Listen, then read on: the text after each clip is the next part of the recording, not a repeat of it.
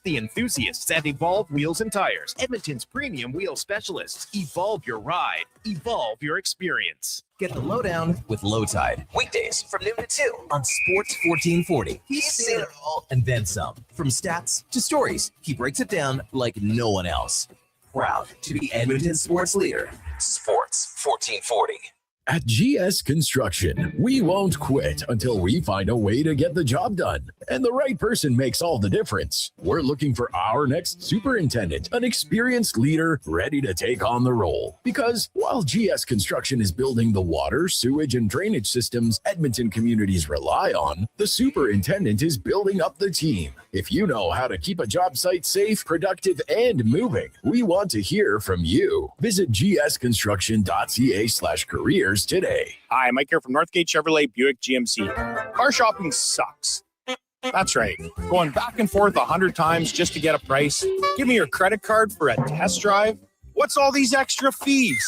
That sounds ridiculous. At Northgate, we do things a little differently. Good deals on new, pre-owned vehicles, good people, and a great selection. And don't forget about our employee pricing. Stop in and see us today, 13215 97th Street, or visit us online at northgategm.com. You're in Northgate country. For over 60 years, the folks at Diablo Boots have been selling the best Canadian-made boots. Handcrafted in Winnipeg, Canada West makes the best quality cowboy, biker, and work boots for Diablo Boots with replaceable soles and heels. Why buy cheaper quality like Area, Adjusted, and Red Wing made in China when Canadian-made is better? Support Canada's workers and Diablo Boots for the best boots. So save on boots by Save On Foods. That's Diablo Boots, 3340 Gateway Boulevard on the east side of Save On Foods. Canada West and Diablo Boots, the two best names in the boots business.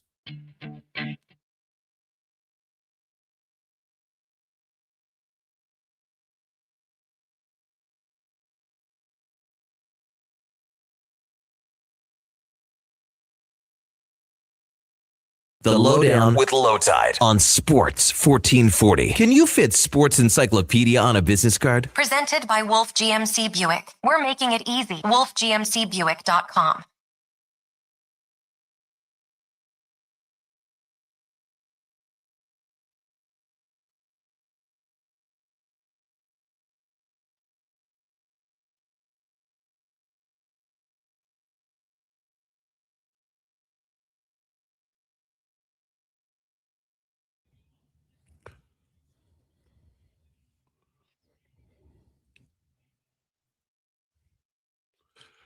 Welcome to the Lowdown. Today's show, Elks with another hot August night in Montreal this weekend and a chase for the division title in the West. Oilers at rest, but will the club sign a veteran to a PTO? Plus, the Jays remain interesting, but the season is bleeding out. Meanwhile, in Los Angeles, veteran bats are slowing down. Maybe that's the Achilles for those hated Dodgers. Lowdown with Lowetide brought to you by Wolf GMC Buick on Sports 1440 and on YouTube. Wolf GMC Buick, family-owned, community-driven. We're making it easy. Visit wolfgmcbuick.com. Our headliner of the day, Guy Flaming, will join us from the Pipeline Show. That will be at 1 o'clock, talking about not just the Gretzky or Helinka Gretzky tournament taking place right now, but about junior hockey prospects, how much Edmonton Oilers fans are interested in it, and the enterprise he started a couple of decades ago, where he really does look at college and Canadian draft eligible players, and he's kind of wide swath, and he's very popular with a lot of different groups. So we'll talk about Guy and his career choices and how well he's doing, and we won't mock him at all, even though that is the tradition. We're live on sports1440.ca, iHeartRadio, and Radio Player Canada. After the show, Apple and Spotify podcast. We do tweet it out on X. We are on Twitter at Lowetide, at Declan Krueger, and at Donovan Paulson. Text anytime, 833-401-1440. That's 833-401-1440. A lot of different kinds of news pieces today. So we do have the Elks, we do have the Oilers, we have the Jays, we have the Dodgers. We also have an unusual NHL third line signing. Some injuries to the CFL group that's playing this weekend in Saskatchewan specifically. And of course, we'll talk heavily about the Elks and how they're looking and their injury issues. We always like to get an update from Declan on that. First, though, it's the introductions. He brings enthusiasm, knowledge, and an ability to choose his words carefully, making him an extreme outlier on this show. Ladies and gentlemen, it's Connor Spivak. Connor Spivak, everybody. He's not here right now because he's working hard and learning another part of the trade, but we do appreciate him because people who work hard get ahead. And I've had enough of you. All right. He says a lot of things about a lot of things. His motto is, text me your thoughts and I'll tell you why you're wrong. Ladies and gentlemen, it's Donovan Paulson. Donovan Paulson, back from Toronto. How are you? I'm excellent. Yeah. I had a blast in Toronto. Mm-hmm. It was everything I could have hoped for. The Hockey Hall of Fame was excellent. Obviously, the Jays were a ton of fun. So Vladdy almost hit a home run for you. Vladdy did nearly hit a home run for me. It was, the one that killed me, though, was me and the fellas that were there, we had a George Springer bet. Right. To hit a home run. He hit it off the freaking wall. Right. We stood up. We were all raring to go. We were like, yes, he did it. We're going to make so much money on this. And then it goes off the wall and we all just sit back down in just absolute devastation. It was, but it was great. It was a great time. That's the ghost of Jorge Bell coming back to bite you in the ass. He's living his best life with American college football, Love Island, the Saskatchewan Roughriders reigning supreme. But do not try to be selling him preseason NFL football. He's not buying. He will not watch. Ladies and gentlemen, it's Declan Krueger. Declan Krueger, everybody. It's not that I won't watch. Won't watch. It's not something I necessarily... Declan here, by the way. It's not something I necessarily get up for the same way I do other things. Like, we went over our 10 out of 10s yesterday. I only had 2 on the list, if you recall. Preseason NFL football. Yes. That's down near a 2 to 2.5. Right. But having said that, let's just get it together here, because despite the fact that you have fewer 10s than anybody, you still love sports and you are delighted to be here today. I really do love sports. And you're delighted to be here today. I'd like sports, man. I like sports. Delighted. No, most people like sports, obviously, but it is like, I just couldn't imagine spending my free time a different way, unless it's, of course, the summer and Love Island's on. But those are the only 2. What if your girlfriend says, I've got tickets to Lana Del Rey in London, England? You'd go? Yeah, I'd go. You caught me. I'd go. Right. So you've got other things in your life. Nah. You're not a one-trick pony. Donovan.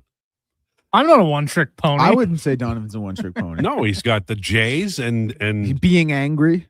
Oh, man, he's got that down. It's like Oscar the Grouch on the radio, you know?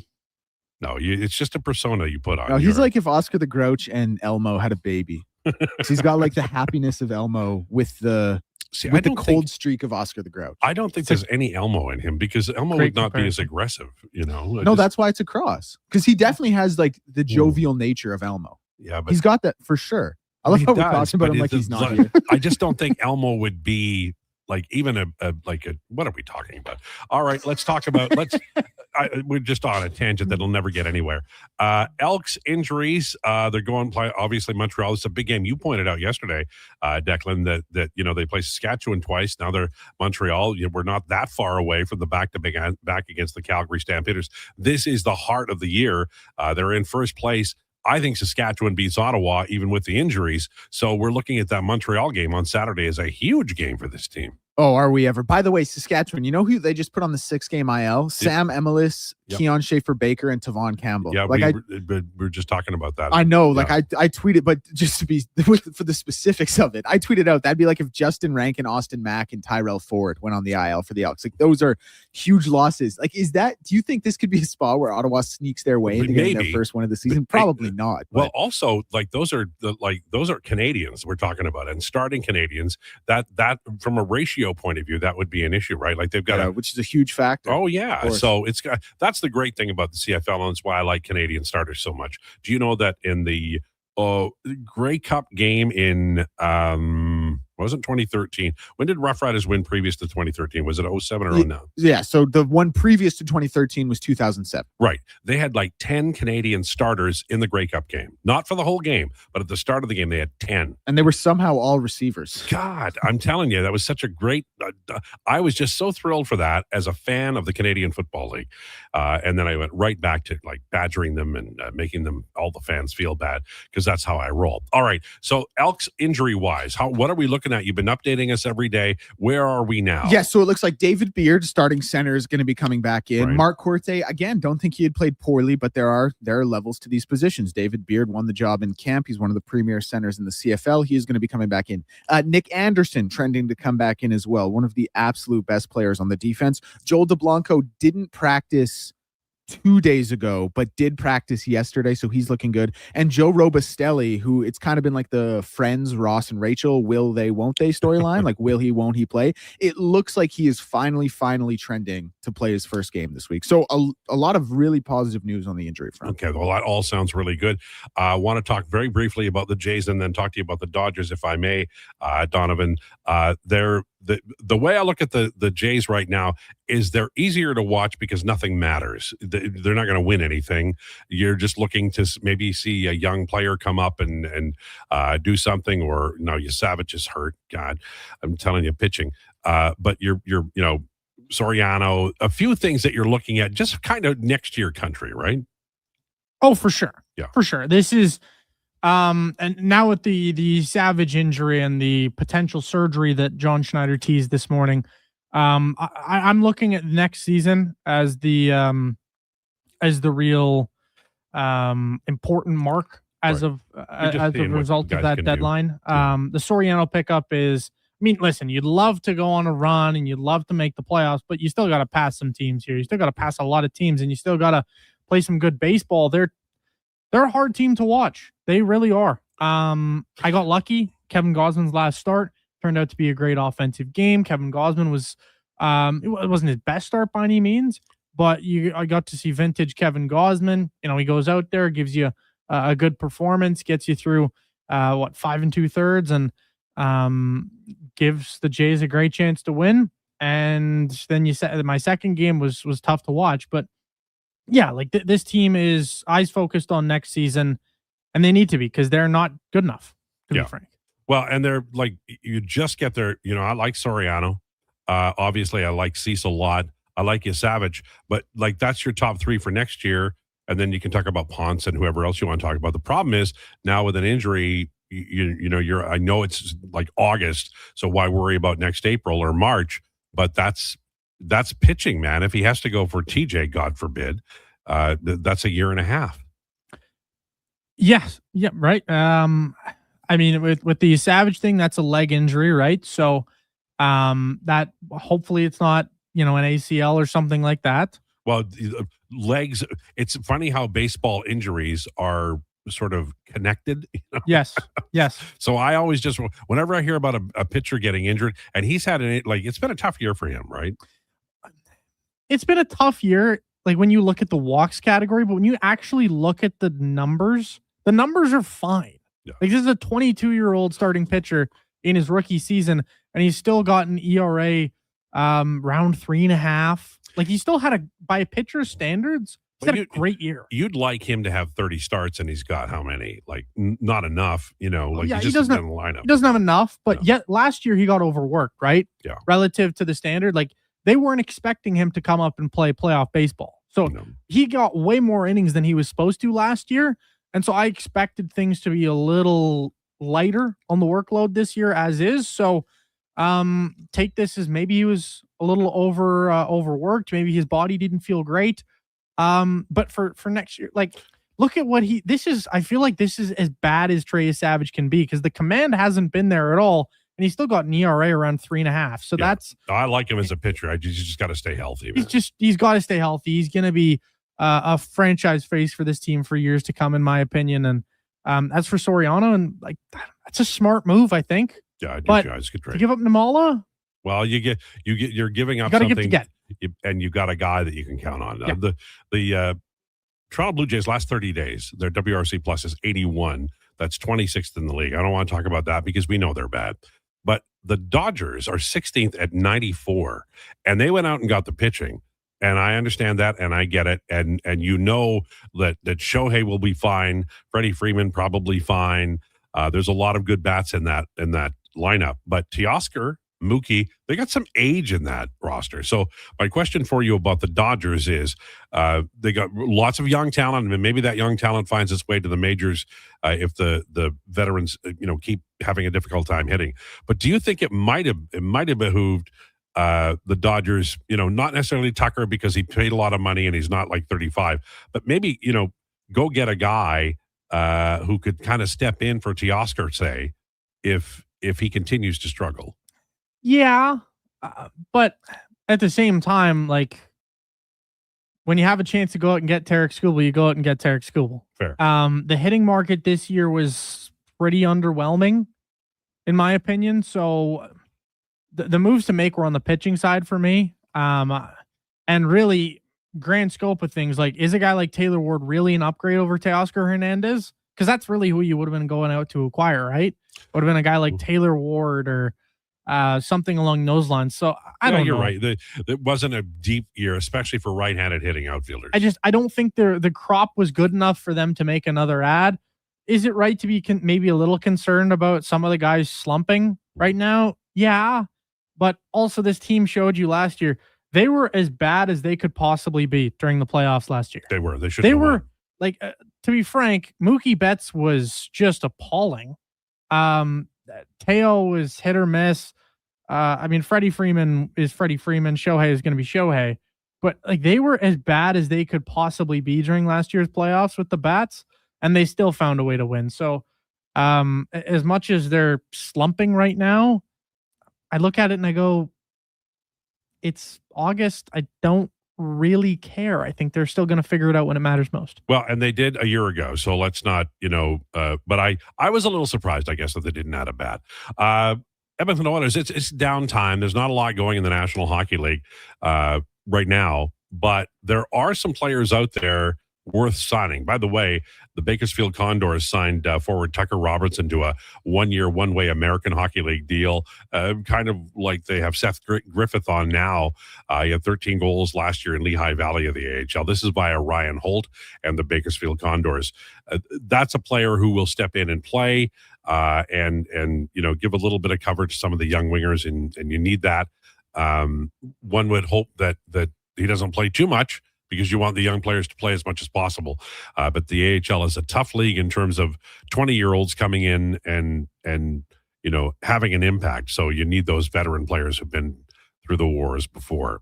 One other thing that I did want to talk about here in the opener, it's 12:15, Lowdown with Lowetide on Sports 1440 and YouTube. The Oilers and a possible PTO, a lot of information out there now. I don't see really room for it. I think the idea is you give Ike Howard an opportunity to win the job. Now, I'd love to see a right-handed center. We've talked about it all summer, but let me go around the room real quickly and then we'll take a break. Do you think it's imperative that the Oilers give Ike Howard a full shot, say 20 games worth at the start of the year, or do you think it's fine to send him out if he's struggling and Mike Babcock is maybe not finding a spot for him that feels natural? If he's struggling and if Babs isn't, finding a way to deploy him, like you said, I have no qualms about sending him back down. The reason I asked that is that in the fall of 2015, Todd McClellan was the coach, and he sent down Leon Draisaitl and kept Anton Slepyshev. And I mean, that sounds so counterintuitive now. And Leon, I remember, was really upset. I think he spent like 3 or 4 games, maybe 6 at the most, in the American League, and then he was back by Halloween night where he just ruptured with the Montreal Canadiens, I think it was. But this kind of thing happens in the small part of a year. The beginning of the year is a lot of importance is put on it. But what do you think? Do you think that it's possible to get sent out, and do you think that might be a good thing if he's not finding a way under the new coach, who has to juggle a lot of new people? He doesn't, he didn't coach these guys last year. I think it's entirely possible that he gets sent down or sent out. I think it just obviously depends. Like, this is, to me, in my opinion, this is probably a make or break season for him in terms of certainly in Edmonton. Yeah. If he gets traded at the deadline, it's not a make or break season. But as an Edmonton Oiler, this feels like make or break for him. Yeah, I think that's very fair. You grabbed him as a guy who was NHL ready. The Oilers have done this in the past. Griffin Reinhart was a guy they brought in at great cost, and he was NHL ready, and he got passed by Brandon Davidson and Darnell Nurse. And that does happen, right? You know, in the offseason, you're estimating things. The rubber hits the road here when Mike Babcock and the Edmonton Oilers get together and he introduces himself to the entire roster. It's going to be interesting, and I do think we're going to have some surprises. And the guys that are easiest to send out are those who do not have to clear waivers, and obviously those who don't have a no movement clause. And the young players are often the ones who do. In the case of Leon Draisaitl, 11 years ago in 2015, Slepyshev won the job. Howard may not win a job, and he may end up starting the year, at least in Bakersfield. All right, coming up, we have Guy Flaming joining us from the Pipeline Show at 1 o'clock. We're going to talk about Helinka Gretzky and the importance of the tournament, not necessarily to the Oilers, but to the league itself, and how many scouts he's seen wearing black and drinking coffee and looking at these young players and how good the crop will be. I know he's seen some of the games, and we'll talk to him about his show and how well it's doing over a long period of time. It's an impressive run for Guy, and I think some people don't realize how long he's been doing it and how successfully he's been doing it. What's coming up on Declinations today at 1:40, sir? Yeah, Thursday. So we are going to be doing Declan CFL. Oh, nice. Yeah, preview the game this weekend for the Edmonton Elks. Perfect timing. Okay, Rumors next. Lowdown with Lowetide on Sports 1440 and YouTube. Brought to you by Wolf GMC Buick. What if you could hire motivated, safety-trained youth with no risk and funding to support you? At Careers the Next Generation, we make hiring easy with funded internships across Alberta in trades, IT, forestry, and more. Interns are WCB covered, complete high school accredited safety trained, and arrive ready to contribute from day one. With 42% of RAP students completing their apprenticeship by age 22, you get skilled workers faster. Spots are filling up. Visit careersnextgen.ca today. Founded by a former pro motorsports competitor, Evolve Wheels and Tires brings decades of experience in custom wheels, lowering kits, lift kits, and accessories. Visit Evolve Wheels and Tires in West Edmonton, Edmonton's premium wheel specialists. Evolve your ride. Evolve your experience. Legacy Heating and Cooling is serious about cooling. In fact, we offer multiple ways to cool your home. So you better call Legacy. Call Legacy. If you're looking for traditional air conditioning, we got you. Call Legacy. Call Legacy. Or ask us about a heat pump to help you heat and cool. Call Legacy. Call Legacy. Cool with AC or cool with a heat pump. Cool your home with Legacy Heating and Cooling. It's Dollar Drink Summer at McDonald's. Sip on a refreshing small fountain drink or a small iced coffee for just $1 each plus tax, all summer long. Only at McDonald's. Excludes flavored and cloud iced coffees. At participating Canadian restaurants. Taxes extra. Prices exclude delivery. Edmonton's only 24-hour-a-day sports radio station can be heard anytime, anywhere. Sports 1440 is streaming on your phone, your tablet, your computer. Download an app today and listen to Sports 1440. Are you looking for safe and reliable transportation solutions for your wedding, corporate retreat, or golf trip? Look no further than Silent Rides, Alberta's premier charter bus company. Whether your group is big or small, Silent Rides has you covered. We offer 3 different sizes of units to cater to your needs, and we provide first-class service at affordable rates. Get your quote today. For more information and to request a quote, contact sales at 877-748-0991 or visit silentrides.ca. Action Electrical's projects team takes the field, folks, ready to execute the entire play for new commercial builds. Absolutely. They're masters of design build, sketching strategy from initial blueprints to core electrical infrastructure. The team never misses on complex projects. Known for handling big league constructions and major renovations, ensuring flawless execution, hire the Action Electrical team to bring home a win for your project. Visit actionelectrical.net. Alberta, this one's for you. Around here, trust takes a few winters. It's why players have known Jackpot City since 1998. Home to hundreds of exciting casino games, live dealer action, and new adventures waiting to be discovered. Jackpot City, nothing beats the original. Please play responsibly, 18 years or older, Alberta only.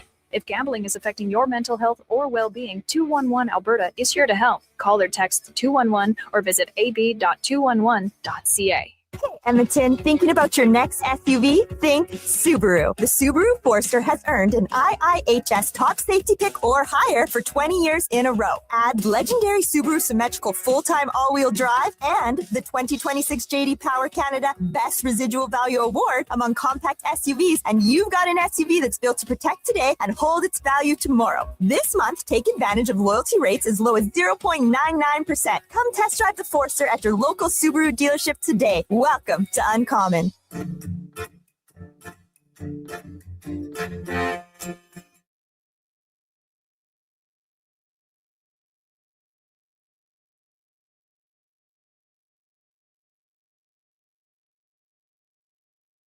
The Lowdown with Lowetide on Sports 1440. Can you fit Sports Encyclopedia on a business card? Presented by Wolf GMC Buick. We're making it easy. WolfGMCBuick.com.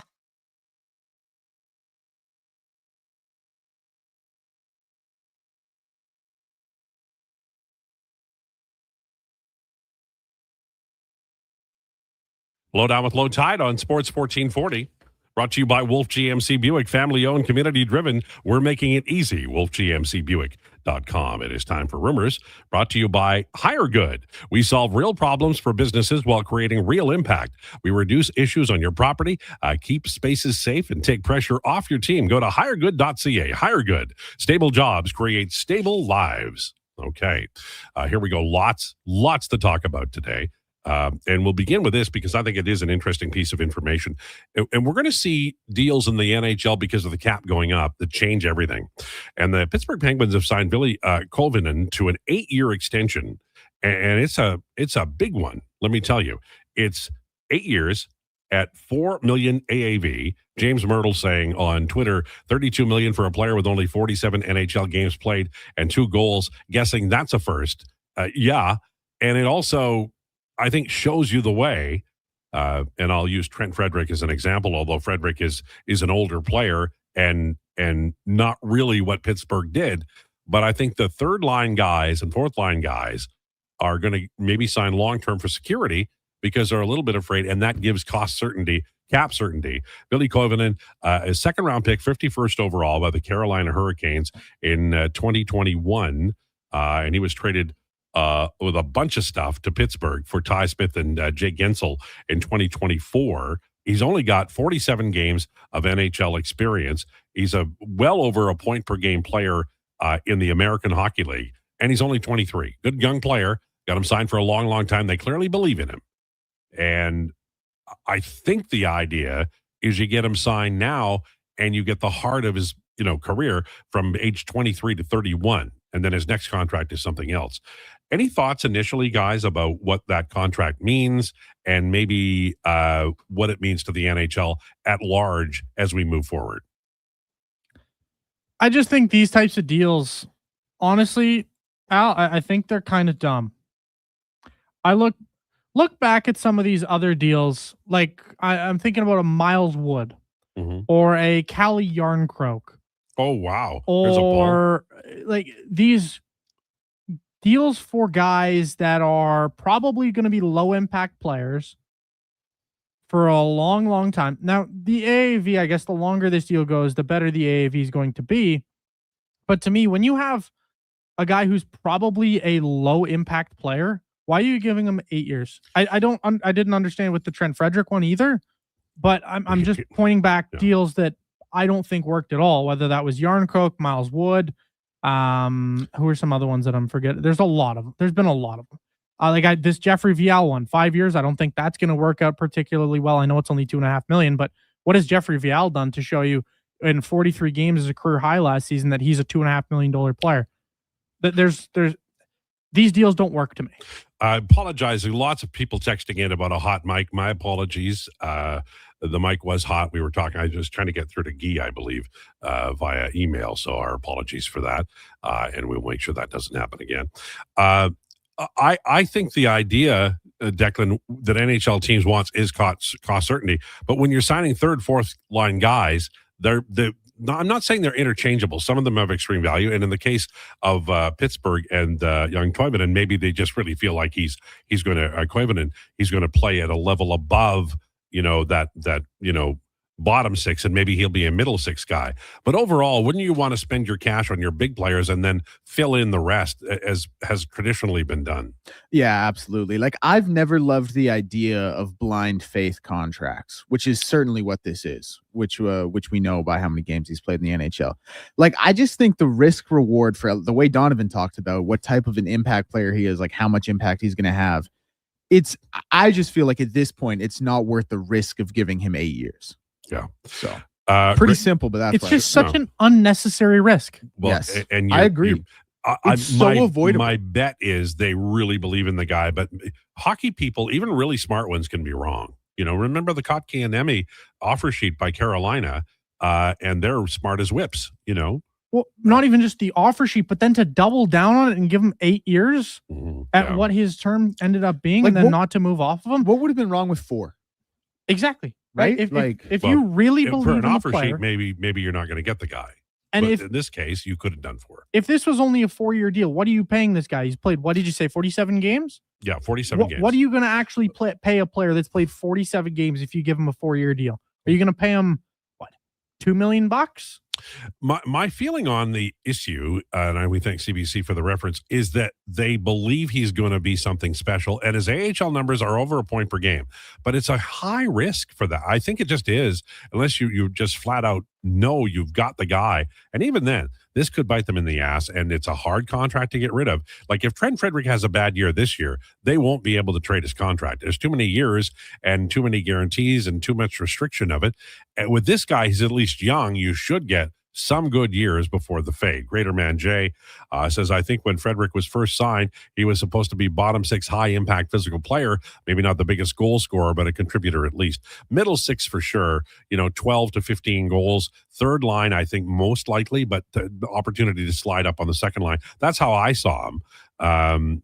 That contract reminds me of Clefbaum for Mr. Maris, except that I don't know the player so well I can say for sure that they project him as being a first line or second line player. But, if that's the case, then, he's a second round pick and he does have good numbers in the AHL, but he's 23. He's not 20. So my guess is not sitting down and with my, Bunsen burner and my slide rule is they got a good player, but a middle 6 guy and a guy who's probably going to be available, not on waivers, but inexpensively every fall if you don't have that guy, and it's not a guarantee he's going to work out, and you've got him on your you got him on your books for a long time. Bird said, Lowetide, this must hurt. Dubas does it again. Analytics, LOL. Look, I don't get the contract because I think it's just so damn long. And I am willing to say that's an outlier for sure. But if it works out, then I think you have to give the flowers to Dubas, who has done good things and done not good things. And I think the idea of analytics is you want to make a more informed decision and hopefully make more hits and fewer mistakes than the other guy. And we saw it in Carolina, where for a long time, they had adopted analytics and they weren't winning. And then they finally won a Stanley Cup. So is it worth it? A lot of people would say yes. The Oilers had a chance to adopt analytics long before Carolina did, and they're still looking for a Stanley Cup. That doesn't mean analytics works perfectly, but I think it is an edge that most teams value. And we're seeing that in, how they approach the game and how they approach moves that are made. The Toronto Blue Jays have claimed a knuckleball pitcher. God, I love knuckleball pitchers. Matt Waldron, who most recently, I believe, was with the San Diego Padres. Mm-hmm. And if you've ever seen a knuckleball, it's a work of art because it flies through the air with as little movement as possible.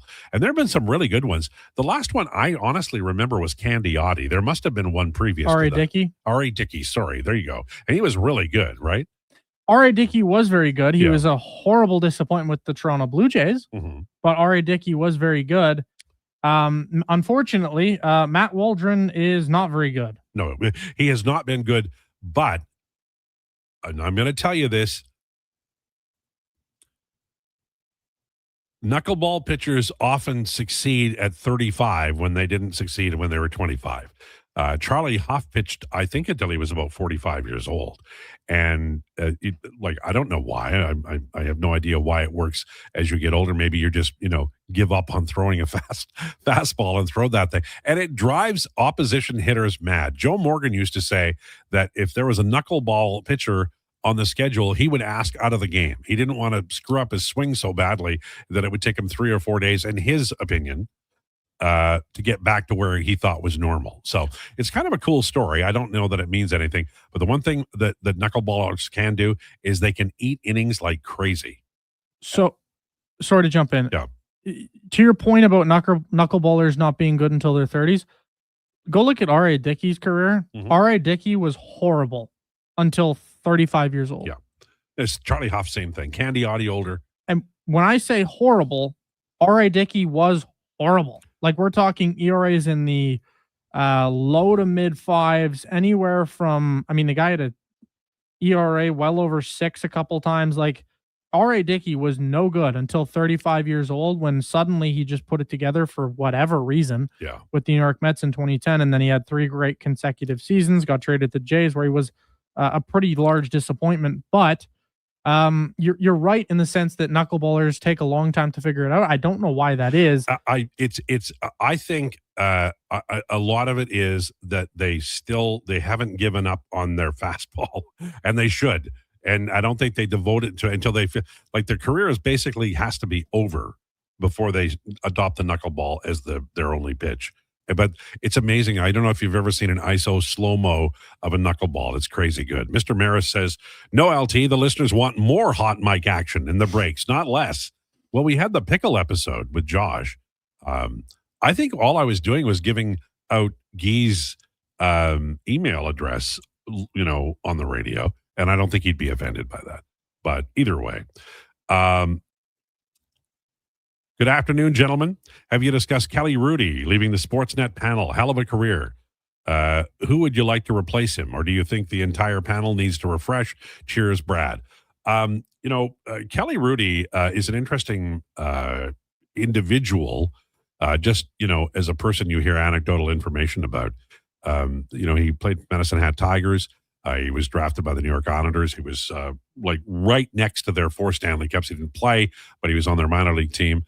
And then he got traded to Los Angeles Kings, and he had a hell of a run there. And then, of course, he has had a fantastic run as a broadcaster on television. I will tell you that many times over the years, I've heard stories about Kelly Rudy. I won't share them because they're mostly, personal. I saw the guy, but they are all extremely, they all show him to be an extremely classy individual and a good human being. So, on a day where he's moving off of a career that made him very much a public figure, I think that there's going to be a lot of people saying, thank God that's done or whatever.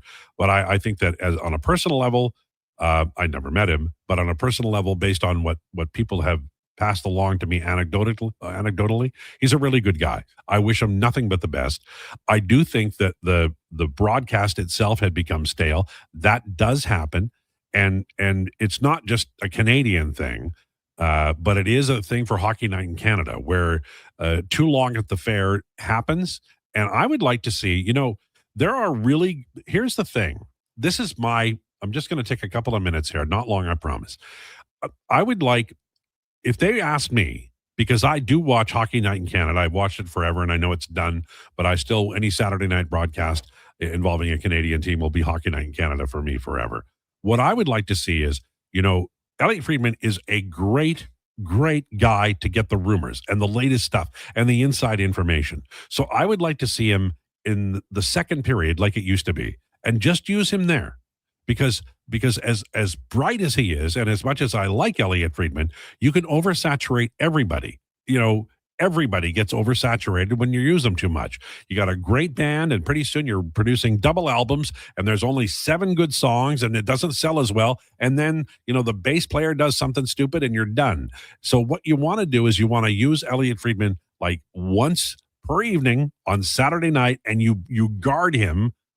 You guard him, and all the information that he's going to impart, he doesn't tell until you get there. And that becomes a big feature.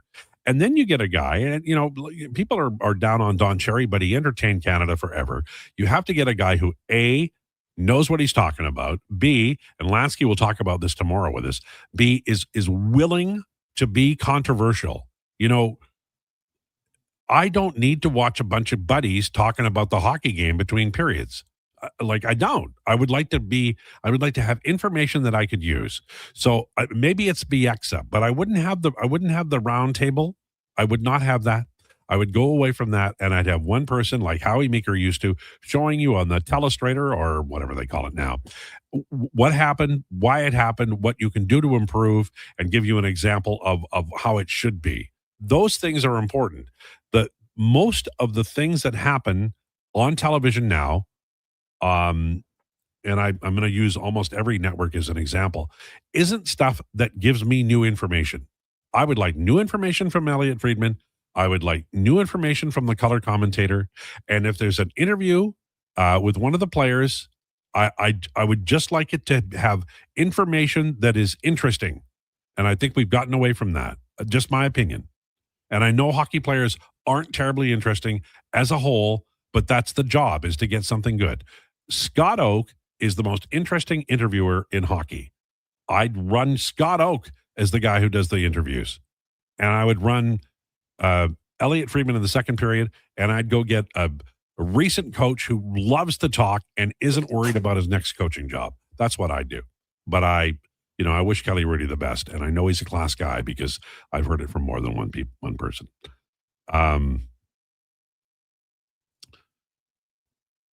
Am I wrong in saying the round table is the team version of the old-fashioned outstanding satellite hawk stove? A little bit, except they did talk about specific information that wasn't necessarily involving the game. And I think what the idea now is to talk about the game and then send shots at each other. And that's fine, but it does get a little old, and it has, and it's been a long time. Tim Wakefield was an excellent knuckleball pitcher.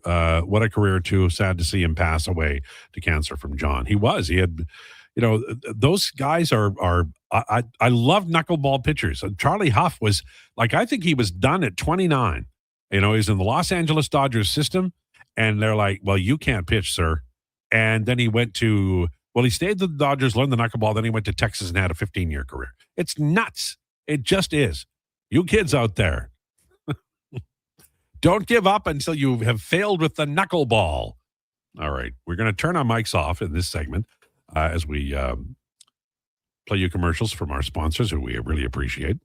And we're going to talk about what you want to talk about, specifically the Edmonton Oilers. We'll maybe get into the Toronto Blue Jays a little bit. I would like to talk about the Hall of Fame game, although Declan has a, absolute no talk about the football. He doesn't like preseason football, thinks it's bad, very bad, but we're going to try to talk about football with Declan in the next segment. Lowdown with Lowetide on Sports 1440 and YouTube, brought to you by Wolf GMC Buick. When your project can't afford downtime, call Japa Equipment Rentals. From excavators and wheel loaders to compaction equipment, Japa has the machines you need. Trusted since 1972. Visit japaequipment.com or stop our Edmonton or Calgary locations. Are you a skilled laborer? All-Star Construction wants to talk to you. A heavy equipment operator with track hoe or backhoe experience? All-Star Construction wants to talk to you, too. With work in and around Edmonton for local land developers, All-Star Construction offers year-round employment. Whether it's power, gas, or telecom, developers rely on All-Star Construction to get the job done. So if you're a skilled laborer or a heavy equipment operator with track hoe or backhoe experience searching for work, search All-Star Construction on Indeed. It's cone season at McDonald's, which means vanilla cones are $1 each plus tax in the McDonald's app all summer long. Soft, creamy, and crunchy. For just $1 each plus tax exclusively in the McDonald's app. App download and registration required at participating McDonald's in Canada. Guys, there never seems to be enough time in the day, but you need to make time for this. Ken Franchak here. If you're 40 or over, a quick PSA blood test is crucial for early prostate cancer detection. The Prostate Cancer Center's Man Van is a mobile health clinic driving change for men's health. A few minutes could save your life. To get the Man Van out to your business or event, book today at getcheck.ca. Want sports talk on the go? You can listen to 1440 on the AM dial or stream us on your mobile device through apps like Radio Player, iHeart, and Stingray Music. Edmonton sports fans, turn to Sports 1440. 1440. I finished a 5K in 94th place, right after a man wearing jeans. Then a volunteer gave me a medal. But I don't want participation trophies, unless they're from Bet365. With their daily prize matcher game, I win by matching gold coins, cherries, and more. Take that, Denim Man. Thanks, Bet365. If gambling is affecting your mental health or well-being, 211 Alberta is here to help. Call or text 211 or visit ab.211.ca. 18 plus only. T's and C's apply. Ford employee pricing is on now, and you pay what we pay on virtually our entire lineup of Ford vehicles. Visit your Alberta Ford store today. Take a look inside your heart.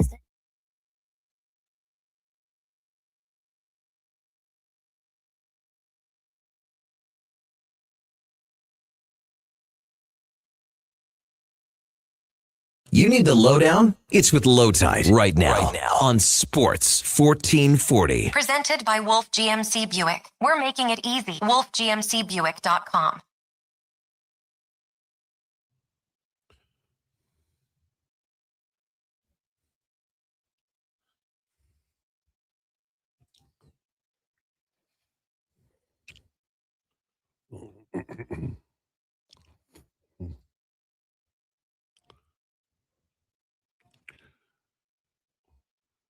Lowdown with Lowetide on Sports 1440. Brought to you by Wolf GMC Buick. Family owned, community driven, making it easy. Visit wolfgmcbuick.com. Guy Flaming is our feature guest coming up at 1 o'clock today. Jason Krueger back on the radio at 2 o'clock this afternoon. Connor's been filling in, doing a great job. Well, Jason was on holidays, necessary holidays for Jason, unnecessary time off for Donovan, and we don't forgive him for going to Toronto. I'm just being honest. We all met and had a meeting about it. We felt that Mr. Maris says, I saw Wakefield get shelled by Pudge and Julio Rodriguez in Texas Stadium in the mid-90s. We're given free tickets as long as we promised to, well, I'm not going to tell you that. Knuckler wasn't knuckling in early April that year. There's a theory, I haven't heard it mentioned since I got back into baseball, but there was a theory years and years ago that the soft tossers did better in April than the hard throwers. But come the summertime, the soft tossers gave up a pile of home runs when the heat hit, and the fastball guys could get their fastball by guys because it was good enough. I don't know if that's true or not, but I think knuckleballers, I recall knuckleballers having a hard time in enclosed stadiums that used various wind-blowing techniques. Hello, Houston Astros. Whoever picked that song should be banned from Brandon. Is that our Brandon? Nope, that's a different Brandon. Okay. Big shocker. My first day back, we're already back in an argument. You with somebody online? I fail to believe that, sir. I'm sure you do fail to believe it, but this one you would back me up on. Okay. Well, do you want to read it, or is it too No, I can read it. inflammatory? This is from Ken. Lowetide. Who's the moron who keeps saying R.A. Dickey was a disappointment in Toronto? His first season was amazing, and I believe he led the team in wins. Dropped off in the second season for sure, but his first season was really good. Well, that would be you. You would be the moron. Yeah, of course, I'm the moron in this situation. However, R.A. Dickey went from winning the Cy Young to being a below league average pitcher. Yeah, but I guess my question is, like, the reason we're talking about the Jays is pick up Matt Waldron. And Waldron has not been a particularly great pitcher as a knuckleballer, but that doesn't mean he won't be. You know, he's 29, so he's got a long time. He can pitch till he's 45. That's the thing about a knuckleballer. You can pitch, you know, as long as you're getting people out. And most of the time, like Wakefield, when he was pitching, I believe in Boston, he was like 14-14 every year. But the reason they liked him was he could eat innings. Like, you know, he'd be in the bullpen, and then the bullpen would get really, really tired, and he'd run in and he'd pitch a complete game sometimes. Even if you lose 6-2, you're pitching a complete game. You're giving your entire bullpen a rest. I think a guy like Waldron can work. It's a matter of him getting to the right spot. Where that is, no idea.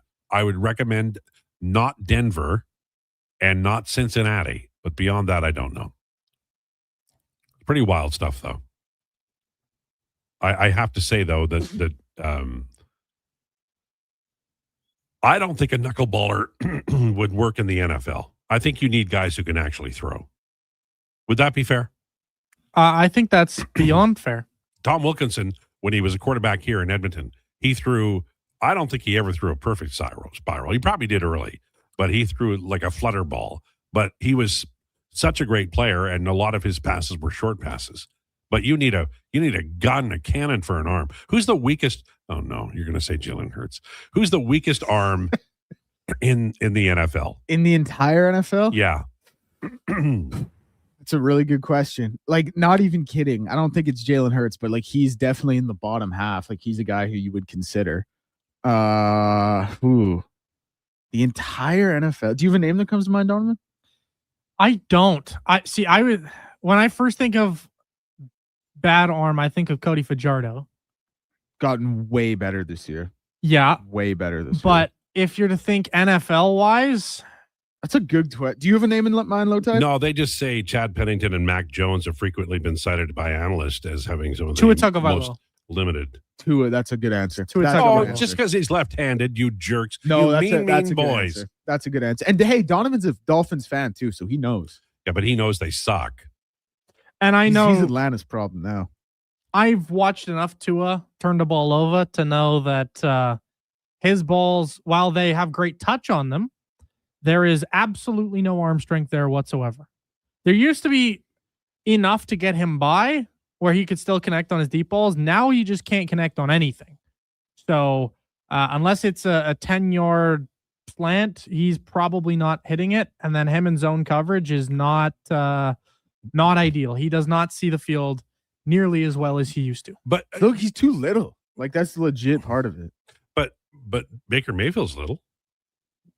Murray's little. Yeah, but Kyler's got his own problems with that as well. But Baker, he drops so deep. Like, that's really part of his game. Like, he doesn't ever really climb the pocket unless he has to, unless he scrambles, and like how deep he drops. And he has an arm. Like, he legit has an arm too.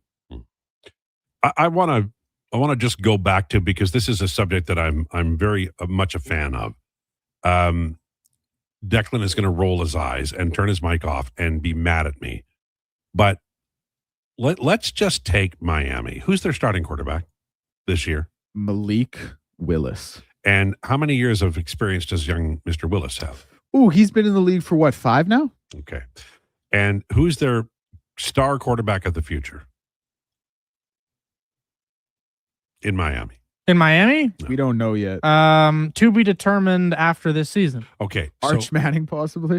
Possibly. So let's say they draft Arch Manning. Would it not behoove the Miami football Dolphins, not the actual Dolphins, to have him learn for a year and then take over the starting job? Why do we have to have guys who get drafted and then play right away, often in front of ghastly? I'm just thinking of Burrow as an example. Why don't you build your damn team? Get your guy and build your damn team. Well, he came in and made the Super Bowl pretty much immediately. So I don't know if that's the best example, but to your credit, that's what the Raiders are doing this year with Mendoza. They're going to sit him behind Kirk Cousins, have him wait for a year. Then I just think it's the best way. It's what the Chiefs did with Patrick Mahomes. Granted, that pick was even a little surprising to some then, and Alex Smith was still serviceable. It's I really think it's organizationally dependent. Like, some organizations are in a spot where they have to give their fans something they can hold on to. Like, Tennessee had to do that with Cam Ward. They couldn't trot Will Levis out there for another season. Vegas, I actually feel like they're kind of similar, but they are going the other route with Kirk Cousins getting the start this year. Mm-hmm. But I think it depends on the situation the organization is in. Like, sometimes you need that player and that guy to be the guy for you. Other times you can let it kind of play out a little bit more naturally, if you will. But I'm going to push back on that a little bit, and here's why. If we can agree that a quarterback who is good and healthy and in front of a offensive line that is strong and has like a good running back and a couple of excellent receivers and a tight end who doesn't drop the ball, if you give him all of that artillery and he's got a year of backup under his belt, you could run with that guy for a decade. So all the losery teams, Cleveland, who don't do that, then why don't they just is there a way that the league could mandate it? Not mandate it, but reward it. Like, if you don't kill your first round quarterback in the first year, we'll give you a 5th round pick. I don't know. I think that opens up a can of worms that because now all of a sudden, what are we drafting quarterbacks? Like, if you're like a good team, do you just draft a quarterback at the end of the first round, knowing you don't need him just to get that makes sense. Yeah. But it drives me nuts. Like these young men have parents, if my children are older, but if my children, when they were young, they were drafted by an NFL team that was going to put them right in. I would say, put all your money in the bank. This might be the only money you ever make. And it's just it's like watching young people ruin their young careers that have great promise because of the luck of the draw of the draft. Yeah, like there is something to be said. Like some guys do come in and are ready, right? Like that happens too. Like, But we even see Brady had Bledsoe in front of him, right? Yeah, for sure. Rodgers with Favre, but like CJ Stroud, his rookie year was great. Jaden Daniels, his rookie year was great. Now they did regress a little bit, but just as two recent examples, like they came in and were ready. Okay, but let me ask you, And then if they hadn't started, maybe they wouldn't have regressed. maybe, but this is the other thing. Like another thing we have to remember is like this is pro sports, and not just this is pro sports. This is the NFL. So if you feel like that first year quarterback is going to give you the best chance to win, a lot of times you're just going to roll the dice and go with them. I think this is the ego of owners. They want to win right away. They're putting all kinds of pressure on their management, and they should shut their yaps and let management build the team in a Green Bay Packers way. The thing, like, I don't disagree. The Green Bay Packers, though, are such a specific example. But the other thing I would say is like, I think we all agree that is the most important position in team sports is quarterback in football. Yes. So if you feel like you have that guy there, despite how young it is, with how much parity exists in the NFL year after year, you're going to roll with that guy because you think he can get you wins. Right or wrong. I it's just just something that happens. Because there's still like, we just agreed that it was the most important position, but it's also really damn complicated, right? And you know, there's like, say your running back isn't there that week, and then he just lambs for the slaughter. You've got a young guy who doesn't know how to, get rid of the ball, whatever, and he's just, you're waiting for the knee injury. But it's not always just about it's not just about. You're kind of oversimplifying things here a little bit. Like there are some quarterbacks who go into in a first year who go into a somewhat decent situation. For sure. There are some guys who go into a horrible situation. And like if you're looking at what the next Miami Dolphins hopefully franchise quarterback is going to be, he is going to be going into a situation where he's probably going to get to learn from Malik Willis. They gave him a 3-year deal.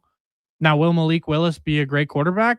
I don't know. We'll find out. He's never really had the chance to be a consistent starter. When Tua came in, he had the chance to learn from Fitzmagic. Like just because a guy gets to learn behind somebody doesn't mean he's automatically going to be good. He has to have, and just because a guy goes in his first year, like look at Jaden Daniels. He was awesome in his first year. He had, he had Terry McLaurin. He had some. Did he get hurt? Not in his first year, he didn't. But he got hurt in the second year. He did get hurt in his second year, but like you can't always save injuries. Like his offensive line was not very good. How many games did Mahomes start as a rookie? He played in one as a rookie. Damn. Last game of the season. Well, I'm sorry, but I'm building a resume of guys like Mahomes. But hold on, though. It's like that. Mahomes is kind of one of one, or one of like 5 ever. You know what I mean? Like that's a little unfair to compare someone coming. How many games did Hurts start as a rookie? Was he a second year starter? I think he was a second year starter. Oh. But okay, let's look at Caleb Williams. Yeah, Caleb Williams, Jaden Daniels. Let's look at Jaden Daniels, DJ Stroud. Okay. There are so many guys who come in and have success because their teams are set up around them. Team.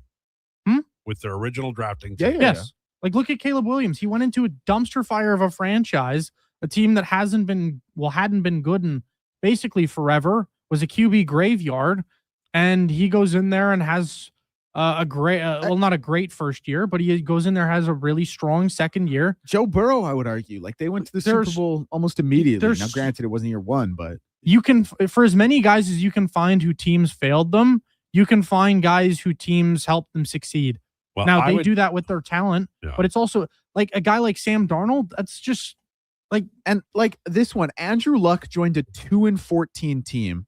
Yeah, turned them to 11-5 and threw for like 4,400 yards. So then let me amend it, and then we'll take a break because I know this is irritating. I talk about it all the time, but it bothers me. Let's say the dumb teams, Cleveland, Miami. Who else is a dumb team? The Jets. So those teams, I'm telling you right now, why can't they adopt that plan? Draft a guy, don't start him year 1. Well, they've done that. The Dolphins have done that. Okay, that's they just one. had the wrong guy. Okay, but that's one. But what about the Jets? The Jets are stupid.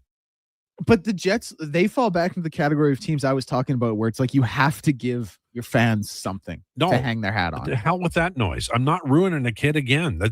This is such a bad investment. They're in a good situation, though. Like, if you actually look at their roster right now, what a kid's going to have to come into, that kid's going to actually come into a fairly decent situation. It's going to be all up to him. Can he succeed or not? And the other thing is, like, to your point, Lowetide, some organizations just do it poorly. Like, they just do it badly. Like, look at the Jets with Sam Darnold, right? Zach Wilson is terrible, but that's another example. Didn't work. Like, some organizations just don't do it right, and that's that. Well, I think that the NFL should have a school for stupid teams to how to develop quarterback, because I'm tired of watching these guys not work out. For this next Jets starting quarterback, this one's all on him. He's going to have all the weapons in the world. He's going to have Another a lot guy. of support, but they have to find the right coach. Another guy who was succeeding early and then got ruined by his coach and shouldn't have been in the position he was RG3. He should not have started when he was starting. That's also a player who kind of hurt himself and then came back too early. That to me, I view on the player. I put that on the player. I'm mad at everyone now, including the people I work with, but that's okay. I'll get over it. On the way, Guy Flaming. We have Declinations coming up, talking CFL as well. Lowdown with Lowetide on Sports 1440 and YouTube, brought to you by Wolf GMC Buick. It's time for an update with Declan Krueger. This is a Sports 1440 update. Brought to you by elksnation.ca. For the best green and gold coverage online with articles, podcasts, and more, visit elksnation.ca. Scores around the majors. Angels lead the Orioles 4-1 in the top of the eighth. Reds lead the A's 6-3 at the same time frame. Mets up 6-5 on the Guardians. Brewers 2-0 on the Pirates. And the Toronto Blue Jays currently leading the Chicago Cubs 1-0 in the top of the third. In about an hour's time, we'll see the Tigers and Mariners in the late game tonight. In the MLB, we'll see the Padres and the Diamondbacks. CFL Week 10 gets going tonight with Calgary and Toronto. 5:30 kickoff for that one out in Toronto. The over-under currently set at 69.5, and no games in the Hlinka Gretzky today. Semifinals tomorrow. We'll see Slovakia and the United States at noon, and Canada and Finland at 5. I'm Declan Krueger. This has been a Sports 1440 update. Sports 1440, Stingray radio station. CKJR broadcasts from West Edmonton Mall and Wetaskiwin. Download the free Stingray music app and listen wherever you go. Get ready for a night of rock with the Gene Simmons Band. Monday, November 30th at Silent Ice Center in Nisku. The Gene Simmons Band, performing your favorite classic hits. Monday, November 30th at Silent Ice Center in Nisku. Tickets on sale now at silenticecenter.com. Don't miss the Gene Simmons Band. Tap into the fun of Play Alberta's most popular casino games. From the fast-paced spins of Cash Eruption to the retro thrills of Sevens Wild, online excitement is always at your fingertips. Spin through your choice of popular slots or discover Alberta-exclusive games you won't find anywhere else. Visit playalberta.ca/Gregor to learn more. That's playalberta.ca/Gregor. Must be 18 plus to play. If you gamble, use your game sense. Attention Alberta construction pros. For over 50 years, Japa Equipment Rentals has been your go-to for top-notch equipment and stellar service. Whether you need rentals or expert maintenance, we've got you covered. Stop by our Edmonton or Calgary locations today. Mr. Rooter cries like a little tiny baby child. Hey, Mr. Rooter, you've got a package from Mrs. Rooter. Aw, the card says, "Thank you for our unbreakable bond. You're the pro press fitting to my copper pipe." Ooh, what's in the package, Mr. Rooter? Let's see. It's a Plumbus 2000 spud wrench. She knew I'd never buy one for myself. Just like tears. It's flowing or it's free with Mr. Rooter. I love that woman. They're going all out to earn your business at Wolf GMC Buick. Right now, they're seriously overstocked on over 400 pieces of inventory on clearance and ready to move. See for yourself. Click on the clearance tab at wolfgmcbuick.com. And it gets even better. Employee pricing continues with huge cash discounts, 0% purchase financing, and low lease rates on select vehicles. Once again, see their website for details or stop in today. Wolf GMC Buick. We're making it easy. Photographers, start your cameras. Vision Credit Union's annual photo contest is back. We're asking you to show us the people, places, and moments that made you glad you chose this rural life. Maybe it's the view from your farm, a walk down Main Street, neighbors pitching in, a weekend at the rodeo, or a sunset down a back road. Share your photo to show why life in rural Alberta is a choice worth celebrating. Enter and vote at whatsyourshare.ca. Running a business is tough. Finding new customers shouldn't be. Stop chasing leads. Let them come to you with Stingray, offering you access to more digital, outdoor, and traditional advertising platforms, including radio, connected TV, search and social, programmatic, digital advertising, and digital out of home. So while you're closing the next deal, Stingray is working for you to deliver more leads, more customers, more sales. It's that easy. Get started now at stingraymediasolutions.com and always be closing.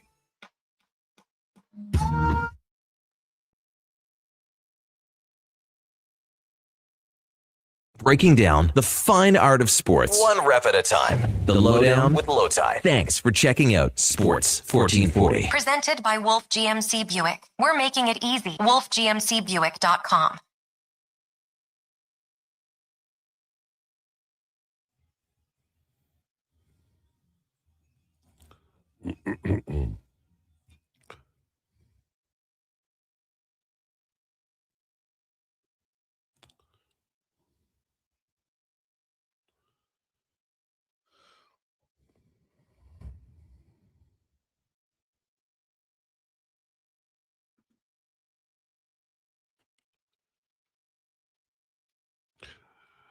It's the Lowdown on Sports 1440, brought to you by Wolf GMC Buick.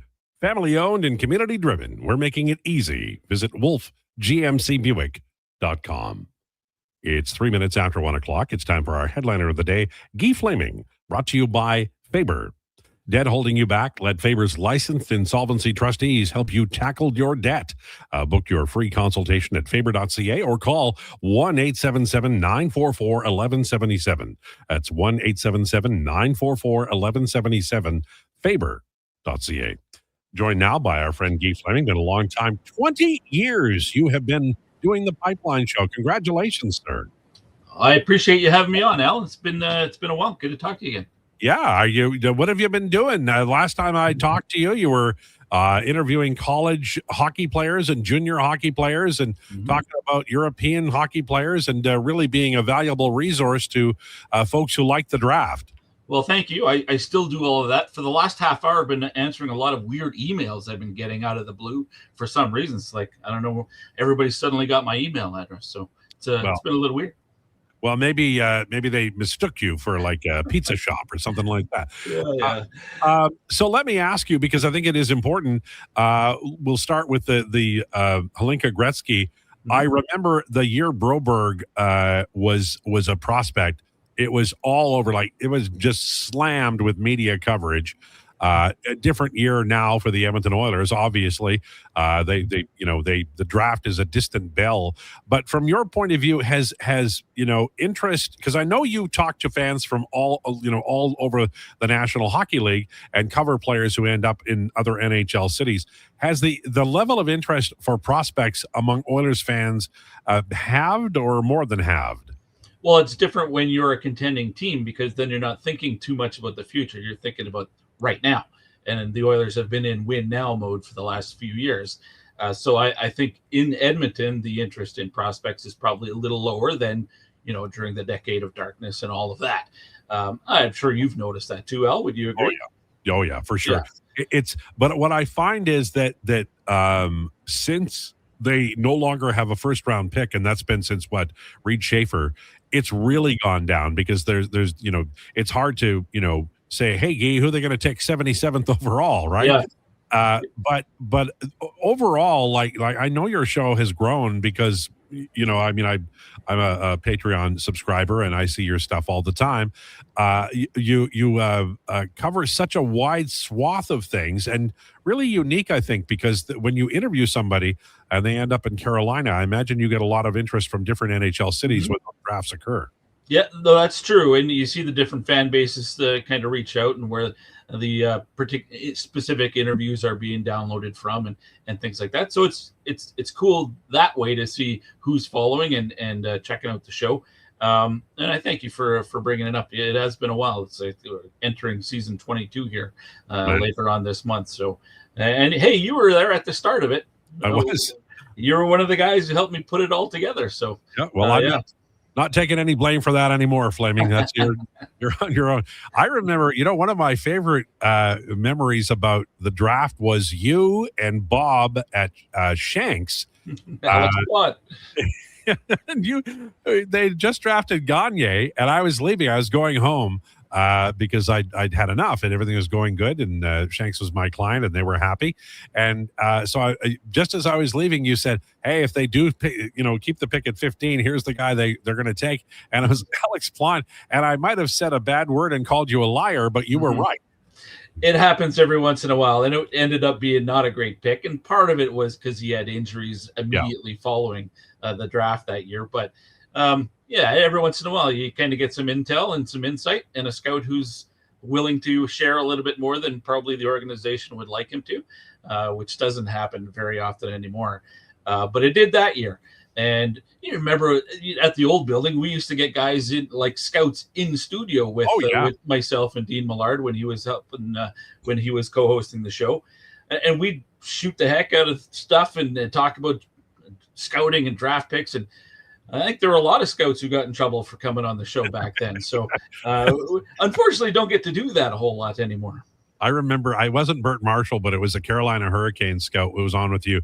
Yeah. And he said, I remember it very well because I was listening. He said, a guy I might be interested in grabbing next year is an overager. And he starts describing the guy. And I'm like, man, if I'm an NHL team, I don't want my scout talking to Guy about that. Yeah, that's true. It happened a few times. San Jose was one of them as well. Oh, man, that's good stuff. So the process is a little different now, as you say. I find that the publicly available scouting reports are more refined, and these kids are so good at answering questions. I know you talk to a lot of prospects, and you have over, as you say, 22 years. Do these guys just get more mature and have better answers every year, or is it just me? Yeah, I think they're doing interviews a lot younger than they used to. I remember, like, back you were talking about Sam Gagner. I think the top prospect game was here in Edmonton in 2007, if I remember correctly, and it was like Steve Stamkos' year. And I remember talking to him, Dean and I, and it was one of the first interviews he'd ever done, like as a 16-year-old playing in Sarnia in the Ontario Hockey League. And then when he'd come back to town, he'd remember, the Pipeline Show. Yeah, we chatted with you guys. It was great. That doesn't happen as much anymore because I think there's so many prospect shows out there now, which wasn't the case when this show started. And I think the interest in following prospects, it's a good way for new media guys to enter. It's it's a niche topic. And if you can get good at it, and some guys go on to scouting, it's a way to break into the business. So I think prospects, young players, 15, 16, 17-year-olds are starting to get approached more to do interviews. So by the time I get to them at the Canadian Hockey League level, they've done a couple of years worth of interviews. There are still some guys who it seems like it is their first interview that they've ever done, and that's fine as well. But then there are guys that feels like I'm talking to their dad because they're so mature. Have you ever? I've harangued Dave Jameson and Steve Lansky. Now I'm going to harangue you about writing a book. Have you ever thought about writing a book? I don't know if there'd be that much interest in something about what the Pipeline Show has been all about. I mean, I've thought about it, sure, but I don't know. You've written a couple. I might have to pick your brain on that process. Well, I just think that you would have your cache of interviews of players who've gone on to become famous would be like just an amazing vault. And so, I mean, you could pluck some great quotes and then extrapolate about a career and what the scouts were saying, and I one of the questions I always have, I don't, because I wrote the book, but I got good information, but I had a few scouts that I talked to over the years. Bert Marshall was one of them.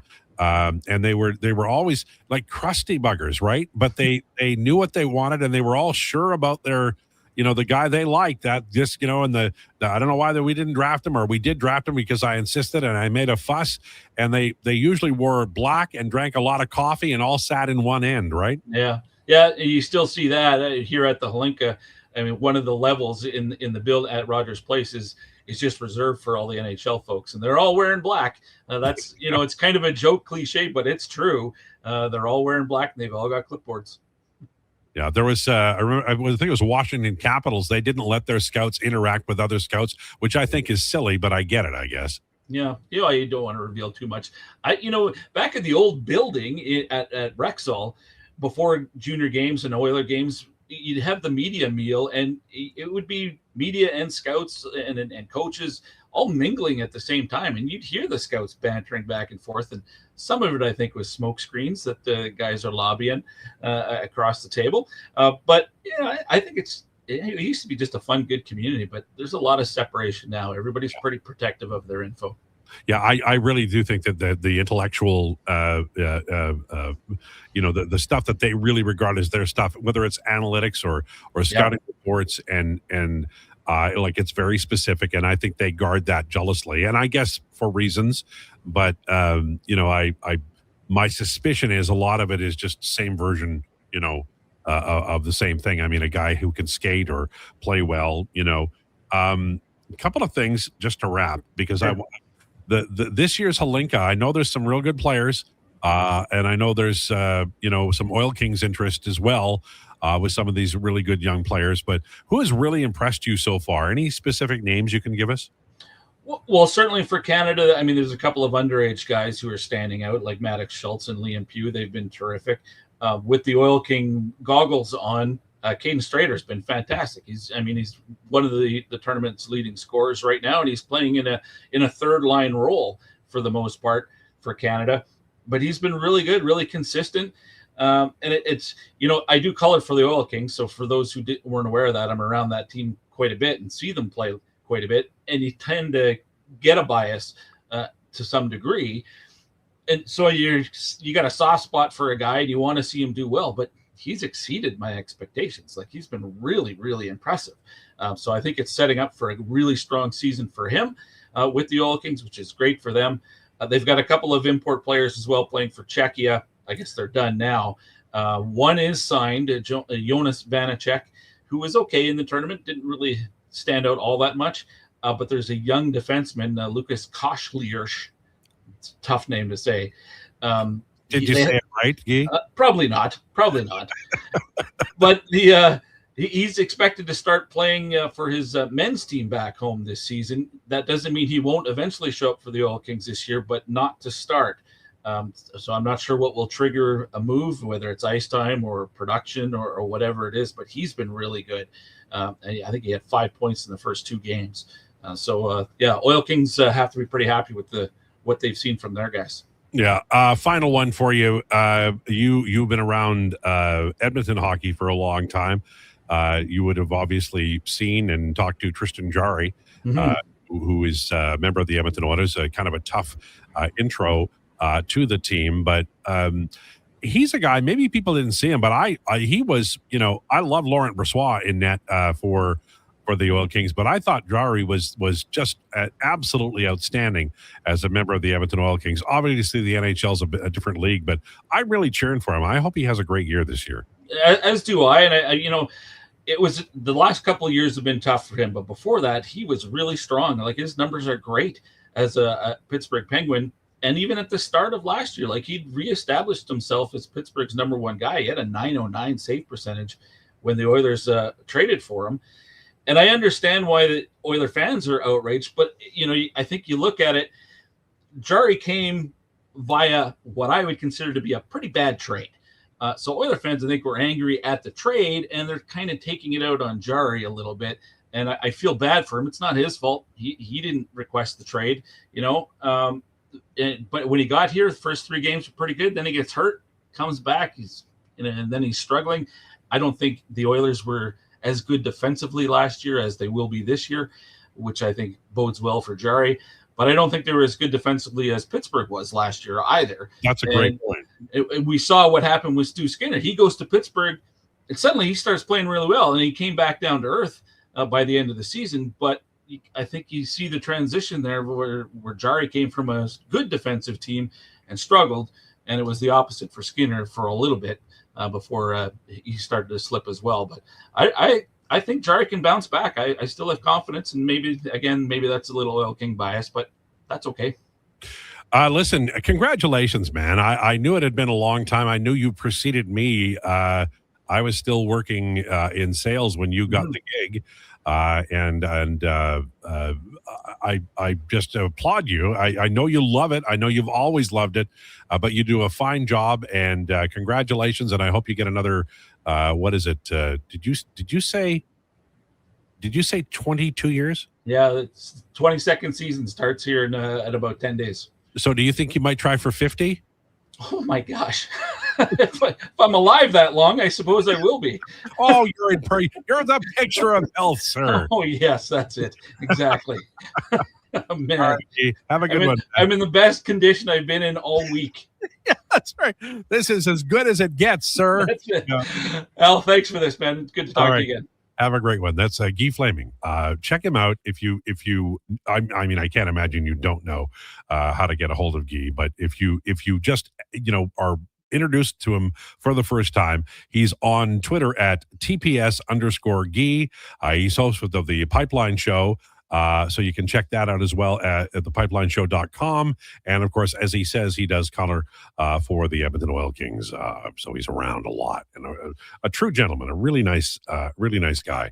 I went through an entire interview without mocking him or making fun of him, which is hard for me. But he's just one of those guys who takes it so well. So I always like to jab in there, but didn't do it this time around. Okay. Coming up, your comments about what we just talked about the Edmonton Oilers, about the Edmonton Elks, who got a big game on Saturday. We'll talk a little bit about the CFL with Declan on declinations, and of course your comments, Rule and our King, and we'll talk about that all straight ahead. Lowdown with Lowetide on Sports 1440, brought to you by Wolf GMC Buick. Yeah, it's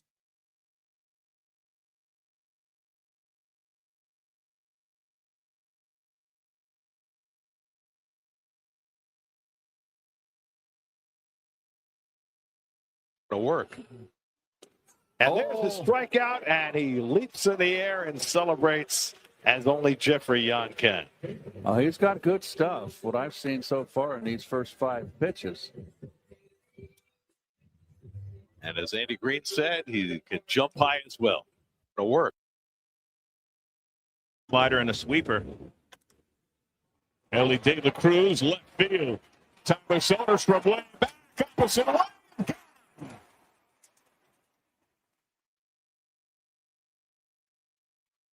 De La Cruz goes deep. His 19. 1-0 Reds right out the gate.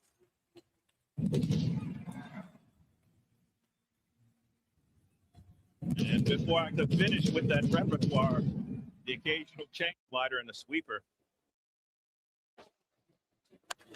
That ball is drilled deep to right field toward the pole. It is gone off the pole. What a backflip. And the Phillies have just tied this game up at 1. He said it, Johnny. Got him right where he wants him. 0-2. 5th home run of the year. First one in a Phil's uniform.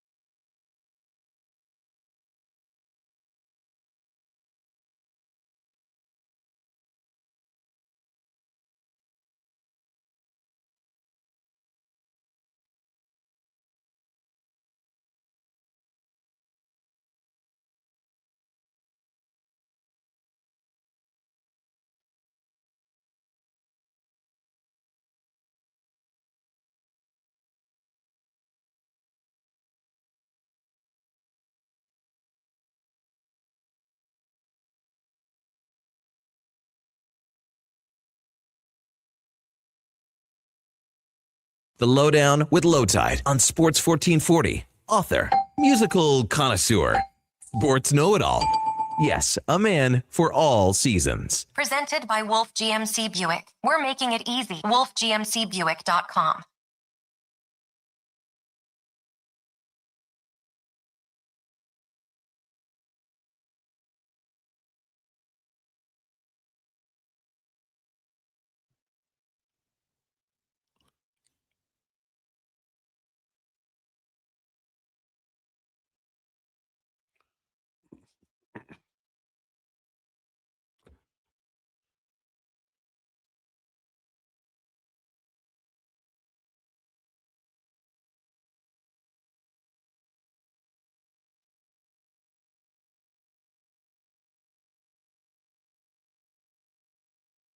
Lowdown with Lowetide on Sports 1440. Brought to you by Wolf GMC Buick. Check them out, wolfgmcbuick.com. What band is that? That was The Offspring. Okay. I like The Offspring. Done some pretty good stuff. No, their songs specifically, but I like that fellow's voice. Sounds like a younger, hipper, better singer, Weird Al. So I like it.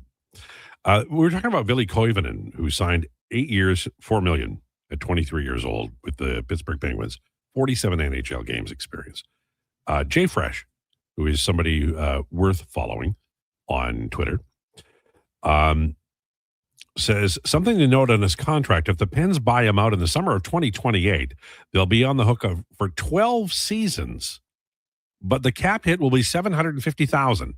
Now, I ask you, my learned but young adult human friends, is that something that you consider to be a worthwhile out?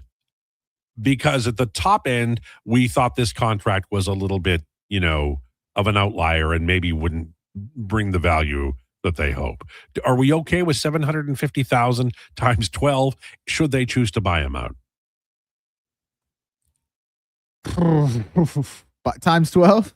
It's 12. That's a lot. It's not Bobby Bonilla, but it's a long time. Yeah, it is a long time. Yeah, but I mean, that's such a small number. All things like, who cares, right? Okay, but okay, sounds like you if care. the Oilers did it, people would be like frothing at the mouth. I'm right. Yeah, the number is little enough that I think people can stomach it. No, I'm sorry. I'm a big Dubas fan, but I think he will skate on this a little bit because of his analytics reputation, where Ken Holland never would. Like, of course, with Holland, it would probably be $2.5 million, but that's not the point. I think it's a little rash. I'm just gonna hold that line. And I'm really a fan of Kyle Dubas. Always defended him. I don't know what that means. To me, this is just classic Dubas. But it's like, to me, this is like too smart by half. I know he's a smart guy, but this just feels like, hell, we can do whatever we want. We'll get more attention than Tulski. Kyle Dubas has always felt like the guy who thinks he's the smartest guy in the room to me. He thinks he's the smartest guy in the room. And this is one of those deals where he's exactly what I think he is, which is a guy who is a little too arrogant. Yeah, that's what this deal reeks of to me. I'm a big fan, but I think it does put him open to that kind of criticism. Can I ask you a question? And you'll give me an honest answer, Donovan. And I'm not trying to insult you. I just want to know. On average, how many people do you argue with online during this 2-hour program called The Lowdown with Lowetide? How many people per show? I'd say 2. I was going to say 3. 2. It's always 1. Sometimes it's 2. Is it the same guy? Because I feel like you two should take it to the bike racks. No, it's not always the same guy. I mean, I do have my tier 1 hater. I'm sure Team Dean is listening. And I'm just surprised he hasn't texted in yet. Well, he's probably fell over on his chair when you were putting down the knuckleballer from the Blue Jays. It's usually a new somebody every day. It's varying degrees of heated. Usually it kind of wraps up in a nice, tidy manner, but sometimes it doesn't. Sir, yes, with respect, if it's a different somebody every day, then maybe it's you. That is a possibility, but I'm going to choose to ignore that possibility. Sure. I mean, you're young and you have plenty of time to learn. I got to give Donovan credit, man. Sometimes they're not bringing their fastballs. This was one of those. Sometimes they're today. bringing the 60 mile an hour right down the middle. Sometimes the people absolutely have a point, but this is not one of those ones. Okay, but like you called a guy, what did you call him? A miserable prick? Yeah. So like, I mean, depending upon, like, if I didn't know you, I'd think that was unfriendly. Well, you're forgetting the context that was before that. He challenged your opinion. No, he did a lot more than challenge my. I don't just do that when someone Hey, by the challenges way, my that opinion. was 2 days before Christmas. So you couldn't even get in the holiday. Did you go spirit back a little and bit. find it? Yeah. Oh my God.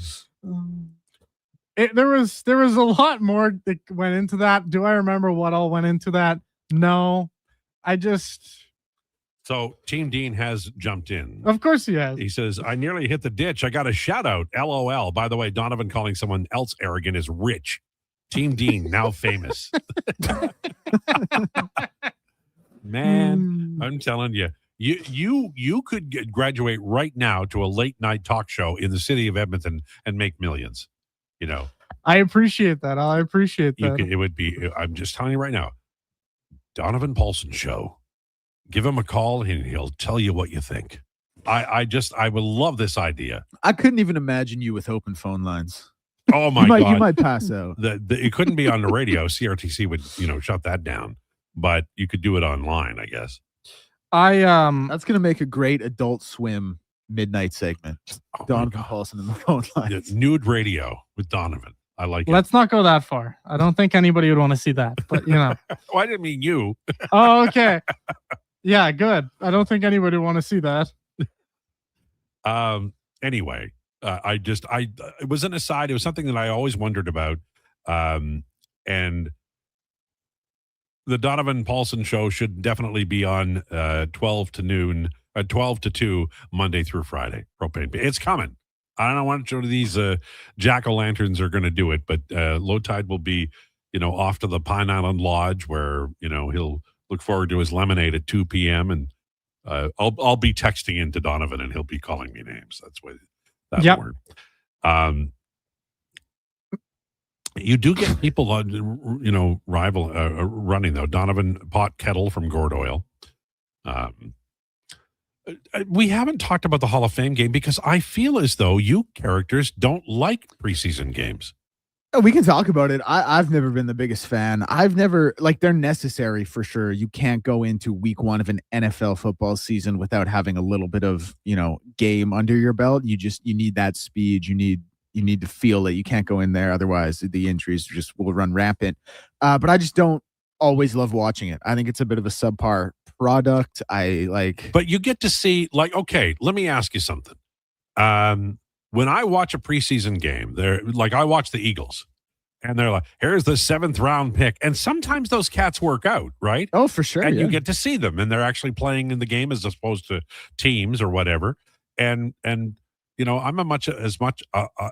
enough of a geek to watch that stuff. And I think I'm not the only one. No, it certainly has some crazy viewership. It's better than the Pro Bowl. What a garbage game that is. Anything's but me and you playing catch in the park would be better than the Pro Bowl. Hurts on a flag football field is better than that. Jalen Hurts. You lost that game, by the way, but I'm not going to bring it up. Well, you bring it up every time. I think I only brought it up once, and it was the maddest I've ever been at you in the history of this show. I almost walked out of here. You've been pretty mad. I couldn't. I was seething. Why did I make you mad? I don't remember, and I need to for next time. I give you way more credit than I did initially during the segment because I did not present the argument I meant to present near the way I should have. Okay. But your general dismissiveness towards me, it was, I get mad thinking about it. But do you understand why I would do that? Because it's a trick. Like the host of the show with you guys, I'm the old guy. So I only have one thing that is in my advantage. and that is experience. So I find what needle you respond to, and then I use it. That's the show. And it worked so well. Like I took the bait, hook, line, and sinker, and just. I can always tell when you're mad because you won't talk. Yeah, like I think if we go back and watch the video of that show, like I'm sitting there shaking my head, just like the look on my face. Oh. And I still haven't found the needle for Donovan yet, because I've insulted Donovan more than anybody on this show, but he won't respond. He's never really gotten mad. So I don't know what to do. It's actually really hard to get me mad, by the way. Yeah. It is. I was going to say Donovan doesn't have like a deep needle. No. There's a lot of there's very few things that can actually get me mad. There's lots of things that I can do to make others mad. Yeah, I think you are the needle. But I probably just am straight up the needle. Yeah. There's a couple of things that you could actually do to make me mad, but it's really, really hard to do. I think Josh did when he introduced you the other day when he wrote that thing down. That made you mad. That actually didn't make me mad. That just made me concerned for how someone might have taken that. I don't know why. It didn't seem. Someone turning on the YouTube stream for the first time ever, and they're like, "Whoa, what rebel news outlet did I just tune into?" Exactly. Or what kind of an absolute scumbag is this dude? Yeah. Now, granted, you might have that opinion of me listening to the show as well. But that's a sports opinion. But that's a sports opinion. There's a little difference between a sports opinion and an advocate for what he put on the screen. So yeah, I thought it was. Well, I mean, I think that we have a certain reputation to uphold. Like, can they do that? And then we do it. Are you looking forward to the fall? And I'm assuming you're going to be on the pre and the post. Oh yeah, we're back again. Back for pre and post as of September, obviously, with the season starting a little bit earlier. Myself and Walks are back at it again. Landon's back as well, so the crew is running it back together again. Will you do me a favor? Yes. As we get closer, I am remiss in inviting a true great gentleman and a fantastic broadcaster. So remind me, we got to get him on the show. Yeah, you can have Walks on the show, I'm sure, whenever you feel like it. Well, he always says, it's great to be back again. Gotta text him, I'm man. available. For the amount of times that we've had you on the show, you sure haven't had him on the show very much. Well, I assume he's sleeping. He's got a life, right? I mean, he does have a life and he does have a wife. So yeah, I don't want to interrupt that. Hey, he's a busy guy, but I know he's more than willing to take time out of his day to come in and join your show. We are sure lucky to have him on the way. It's Declinations, and we're talking CFL today, right? We are. Yeah. All right. Declination straight ahead. Lowdown with Lowetide on Sports 1440 and YouTube. Brought to you by Wolf GMC Buick. GMC Buick. Right now, they're seriously overstocked on over 400 pieces of inventory on clearance and ready to move. See for yourself. Click on the clearance tab at wolfgmcbuick.com. And it gets even better. Employee pricing continues with huge cash discounts, 0% purchase financing, and low lease rates on select vehicles. Once again, see their website for details or stop in today. Wolf GMC Buick. We're making it easy. Silent Ice Sports and Entertainment is an innovative market leader across Western Canada. Properties include the Spruce Grove Saints, the Junior Prospects Hockey League, Silent Rides Charter Company, the Hockey Super League, and the newly launched Female Super League. Silent Ice also owns the Western Hockey League Seattle Thunderbirds and operates the Morinville AAA Arena. The Silent Ice Center, a new state-of-the-art entertainment facility in Nisku, features 2 sheets of ice, a 1,600-seat arena, as well as Summit Restaurant. Learn more at silentice.com. You want it? We got it. At Harley Davidson of Edmonton, we have a huge bike inventory just waiting for you to ride. We're not a car dealer. We're your local family bike shop. We are riders supporting riders. Come find your dream bike here at Harley Davidson of Edmonton on the Yellowhead Trail, locally owned and operated since 1980. Find us at hdedmonton.com. Mr. Rooter cries like a little tiny baby child. Hey, Mr. Rooter, you've got a package from Mrs. Rooter. Aw, the card says, "Thank you for our unbreakable bond. You're the pro press fitting to my copper pipe." Ooh, what's in the package, Mr. Rooter? Let's see. It's a Plumbus 2000 spud wrench. She knew I'd never buy one for myself. Just like tears. It's flowing or it's free with Mr. Rooter. I love that woman. Tap into the fun of Play Alberta's most popular casino games. From the fast-paced spins of Cash Eruption to the retro thrills of Sevens Wild, online excitement is always at your fingertips. Spin through your choice of popular slots or discover Alberta-exclusive games you won't find anywhere else. Visit playalberta.ca/Gregor to learn more. That's playalberta.ca/Gregor. Must be 18 plus to play. If you gamble, use your game sense. Dollar drink summer at McDonald's. Sip on a refreshing small fountain drink or a small iced coffee for just $1 each plus tax, all summer long. Only at McDonald's. Excludes flavored and cloud iced coffees. At participating Canadian restaurants. Taxes extra. Prices exclude delivery. We were at a party. I was having fun. He wasn't. He grabbed my arm, then yanked me towards the front door. Was under his watch 24/7. He installed a doorbell camera to control me, to keep me at home. It hurt. More than you can imagine. Tech abuse is real abuse. If you or someone you know is using technology to harm or control, change is possible. Learn how to end the violence at alberta.ca/endgbv.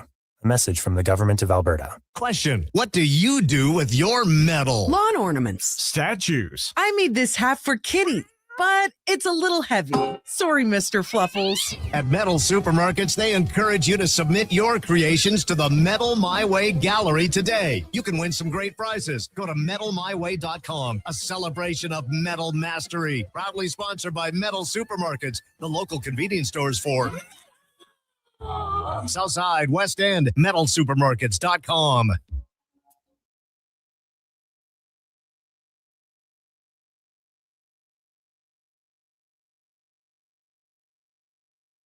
You need the lowdown? It's with Lowetide right now on Sports 1440. Presented by Wolf GMC Buick. We're making it easy. WolfGMCBuick.com.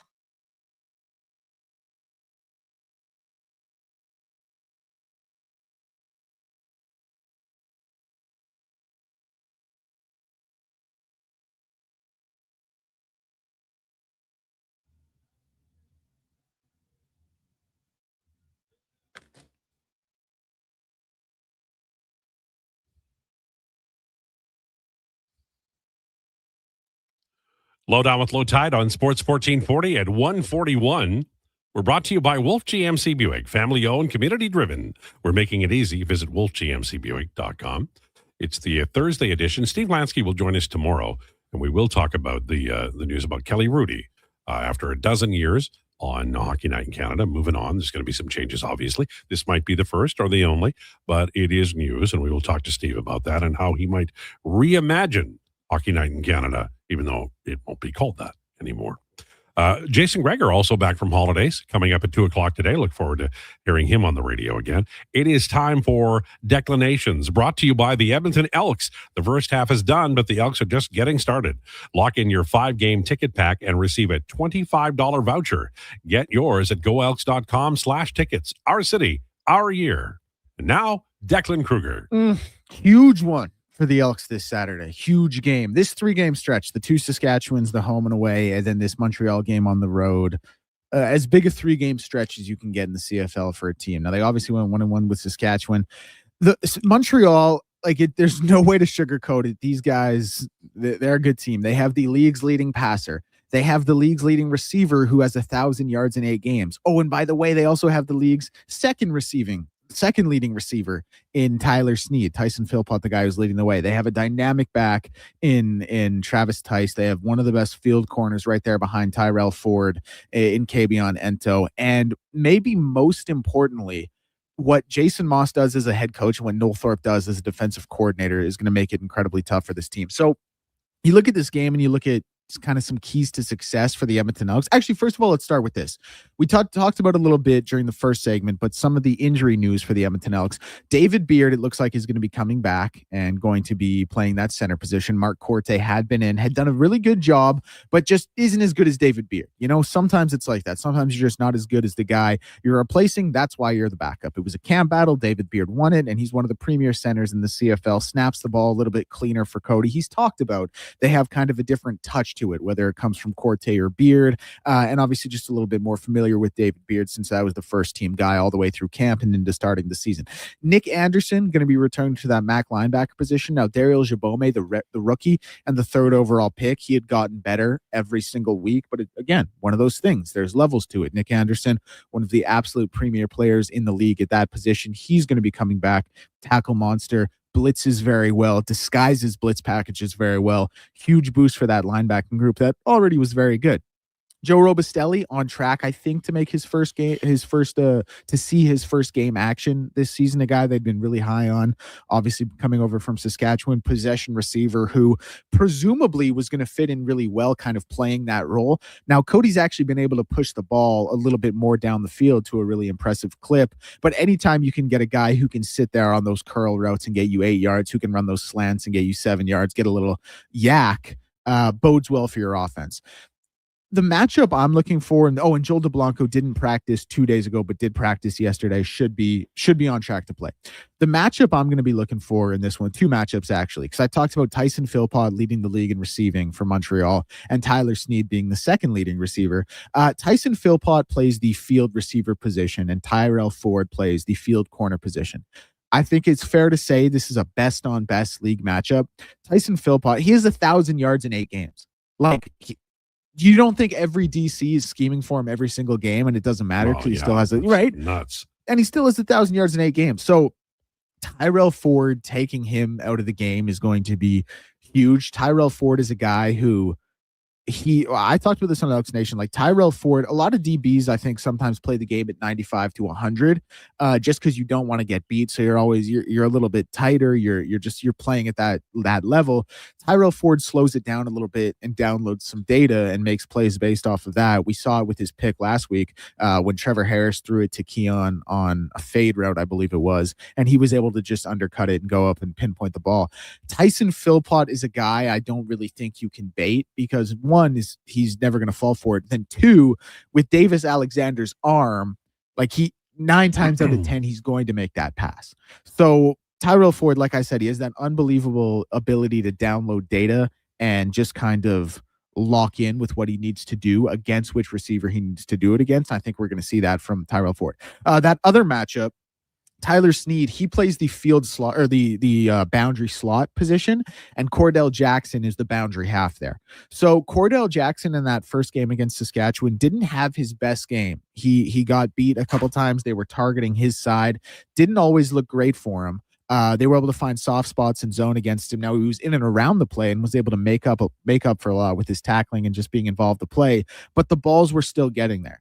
He is now going to have an even tougher task against Tyler Snead, who, like I said, is the second receiving yardage leader in the CFL and a guy who can really get the ball. So those are 2 matchups I'm really going to be keying on defensively for the Elks, what Tyrell Ford and what Cordell Jackson can do in the pass coverage game. Offensively, keys for the game to the Elks.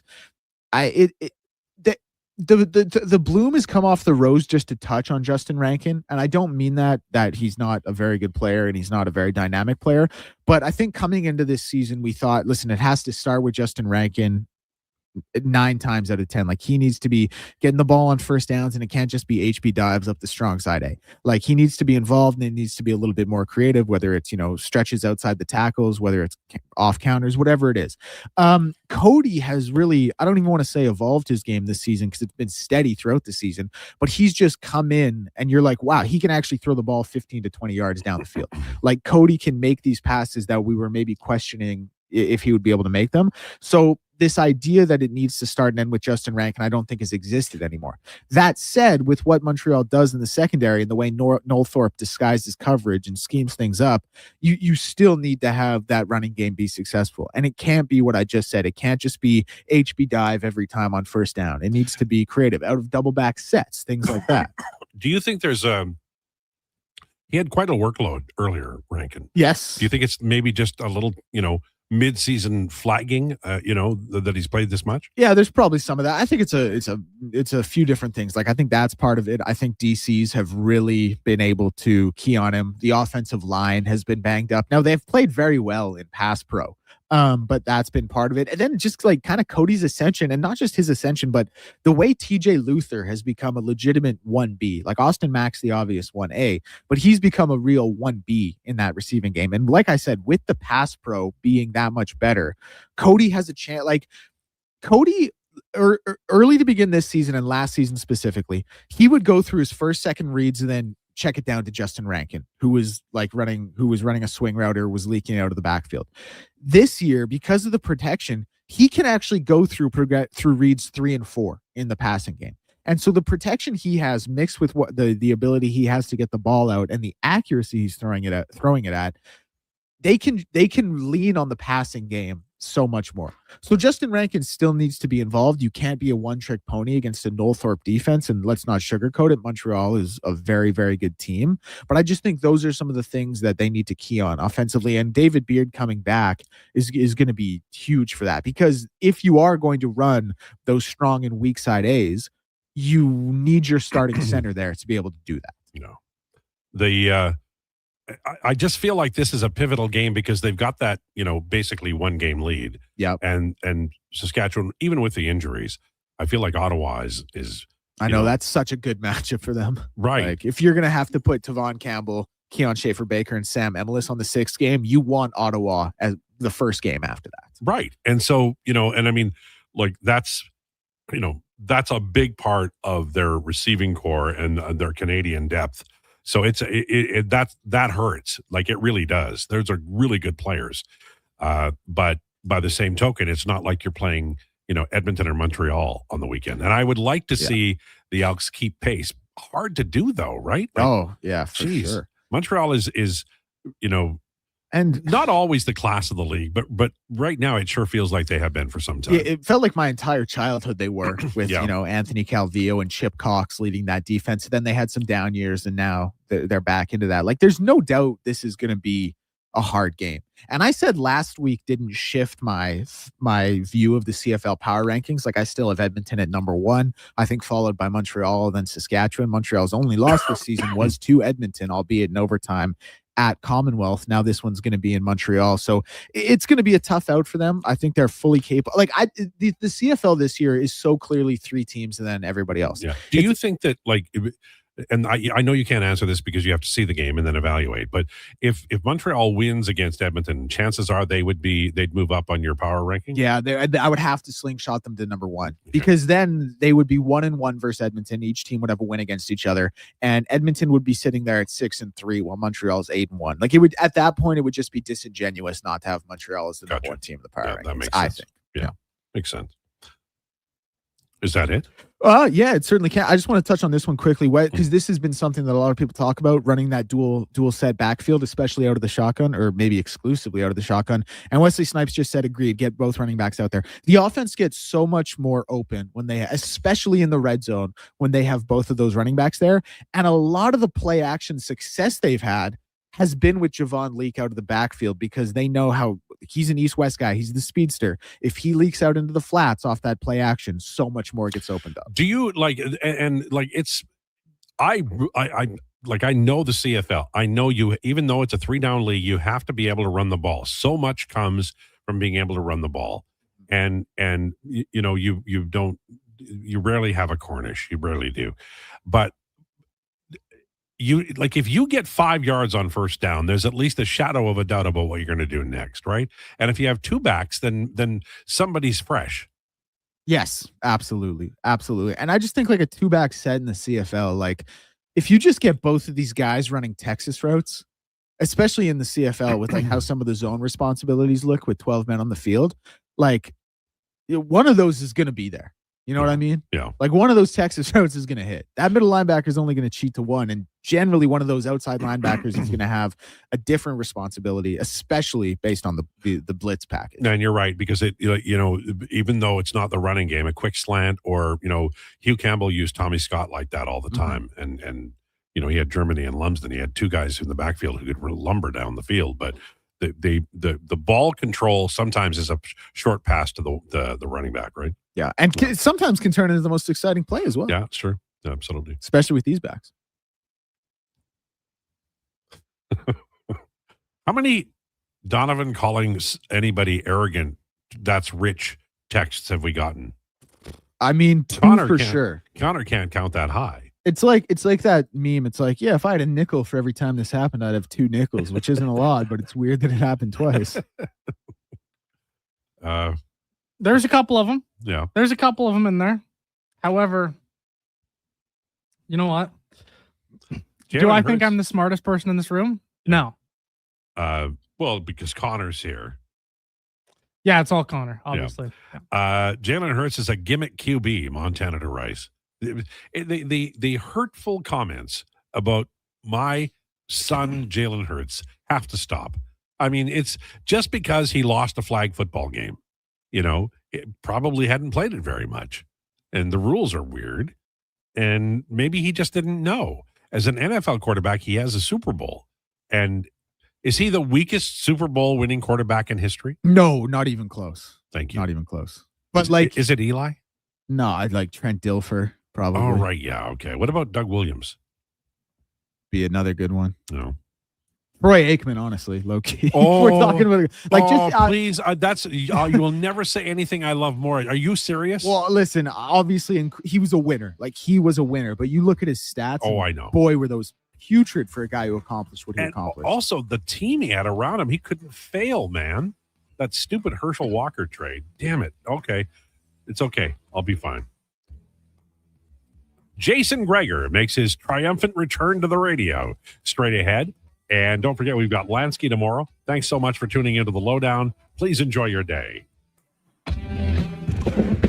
This is a Sports 1440 update. Brought to you by Sean Cunningham of Remax Real Estate. For your next move in the Edmonton or area, call or text Sean directly at 780-265-0165. Finals from the MLB. It was the Angels over the Orioles 4-1 and the Reds over the A's 6-5. Ellie De La Cruz with a leadoff homer in that one. Mets lead the Guardians 13-5 in the middle of the 8th. Brewers up 5-2 on the Pirates in the bottom of the 6th. And the Toronto Blue Jays still leading the Chicago Cubs 1-0 in the top of the 6th.